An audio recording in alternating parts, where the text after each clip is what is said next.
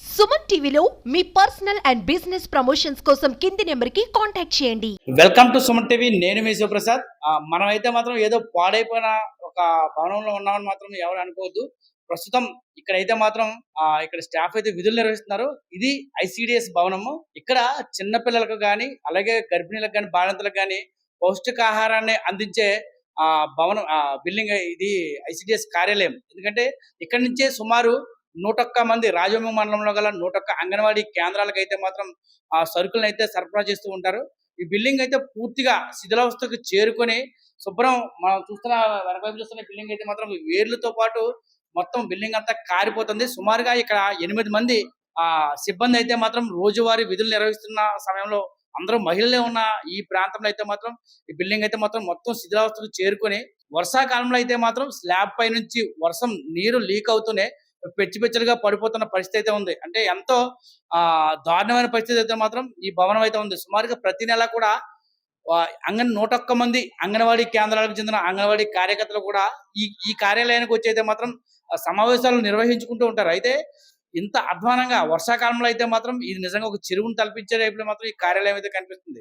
అయితే ఇప్పటికే ఉన్నతాధికారులకు తామైతే ఈ మొత్తం ఈ బిల్డింగ్ మీద పూర్తి సమాచారాన్ని అయితే ఇచ్చామని, ఇది పూర్తి శిథిలావస్థకు చేరుకుందని, దీన్ని మరమ్మతులు చేపట్టకుండా కొత్త భవనం నిర్మించడం కానీ మరి ఏ ఇతర భవనాన్ని అయినా సరే నిర్మిస్తే తామైతే విధులు నిర్వహించడానికి బాగుంటుంది అనేది మాత్రం సిడిపిఓ చెప్తున్నారు. ఎందుకంటే ఏ క్షణాన పైపెచ్చులు ఊడి తమపై పడతాయో తెలియని పరిస్థితి అయితే మాత్రం బిల్డింగ్ అగమ్య గోచరంగా ఉందని అయితే చెప్తున్నారు. రాజవొమ్మంగి మండల పరిధిలోని సుమారు 19 పంచాయతీలకు గాను ఈ ఐసిడిఎస్ కార్యాలయం ద్వారానే 101 అంగన్వాడీ కేంద్రాలకు అయితే మాత్రం బాలామృతం వంటి సరుకులు అయితే మాత్రం ఇక్కడి నుంచి పంపిస్తూ ఉంటారు. అయితే భవనం పూర్తిగా శిథిలావస్థకు చేరుకోవడంతో కేవలం ఎక్కడైతే వాటర్ పడటం లేదో ఆ ప్రాంతాన్ని మాత్రమే సిబ్బంది చూసి ఆ సరుకులను అయితే మాత్రం దాయవలసిన పరిస్థితి వస్తుంది.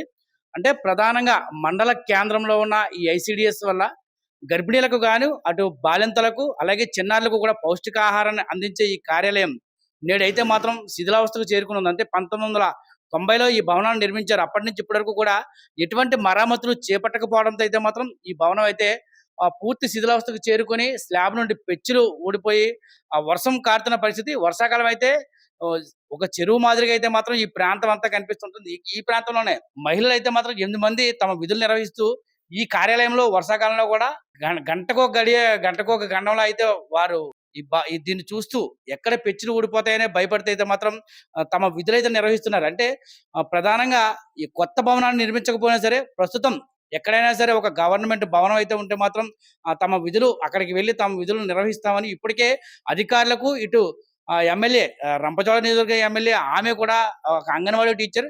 ఆ రంపచోడ ఎమ్మెల్యే మిర్యాల శిరీషాదేవి గారు ఈ అంగన్వాడీ కేంద్రం ఈ ఐసిడిఎస్ కార్యాలయంలో ఒక అంగన్వాడీ టీచర్కి అయితే పనిచేశారని ఆమెకి కూడా దీనికి సంబంధించి ఒక ఫిర్యాదును అందజేయడం జరిగింది. ఎందుకంటే తమకున్న కష్టాలన్నీ కూడా ఆమెకి తెలుసని ఇప్పటికే ఆ ఫిర్యాదు రూపంలో ఒక లెటర్ని అయితే మాత్రం ఇచ్చామని, ఇక్కడైనా అధికారులు కానీ ఎమ్మెల్యే కానీ స్పందించి ఒక భవనాన్ని అయితే మాత్రం మంజూరు చేస్తే తాము విధులు చేసుకోవడానికి ఎటువంటి ఇబ్బంది లేకుండా ఉంటుందని అయితే మాత్రం ఇక్కడ ఉన్న అధికారులు అలాగే సిడిపిఓ అయితే మాత్రం మనతో తెలుపుతున్నారు.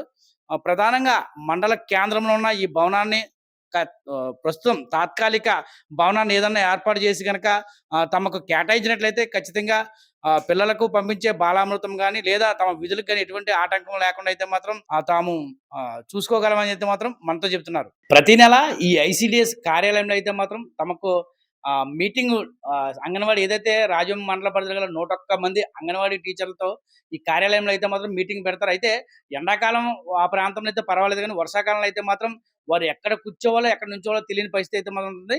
మొత్తం అంతా కూడా నీటితో ఉండడం వల్ల అయితే మాత్రం వారు తీవ్ర ఇబ్బందులకు గురవుతున్నారని, అలాగే ప్రధానంగా వీళ్ళందరూ మహిళలు కావడంతో వారికి వచ్చే పర్సనల్ ప్రాబ్లమ్స్ ఒక బాత్రూమ్ లేకపోవడం, దానికి తోడు రన్నింగ్ వాటర్ కూడా ఇక్కడ వాటర్ కూడా సదుపాయం లేకపోవడంతో తమంతా మీటింగ్కి మండల కేంద్రానికి సుదూర ప్రాంతాల నుంచి వచ్చిన తామంతా కూడా మీటింగ్ వచ్చినప్పుడు తీవ్ర ఇబ్బందులకు గురవుతున్నది మాత్రం అంగన్వాడీ టీచర్లు అయితే ఆవేదన వ్యక్తం చేస్తున్నారు. నా పేరు వెంకటలక్ష్మి. నేను అంగన్వాడీ వర్కర్ గా శివాలయం వీధిలో రాజమంగి 4 సెంటర్ లో పనిచేస్తున్నాను.